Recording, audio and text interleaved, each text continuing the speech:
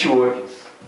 Eu acho que, para mim, acho que para as pessoas que me conhecem sabem que eu acho que é a premissa número 1. Acho que junto com a ética puta, acho que você não precisa ser o melhor do mundo em fazer as coisas, mas você tem que ser pelo menos um amigo do cara. Ou que não seja amigo do cara direto, mas conhecer alguém que trabalha para ele. Ou puta, uma vez ter encontrado com ele em uma dessas palestras assim, ter o cartoneiro na sua cartoneira, porque uma hora você vai precisar desse cara.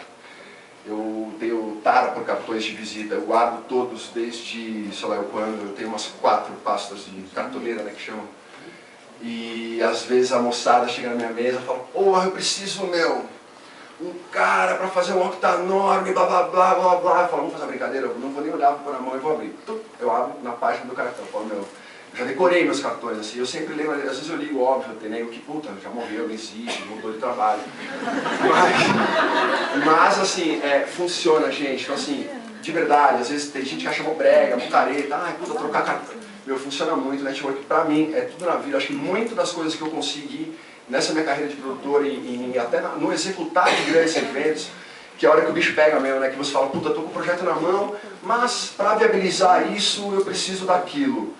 Puta, ok, eu vou em busca daquilo, mas você conhecer o cara, meu Deus, 80% do negócio andado.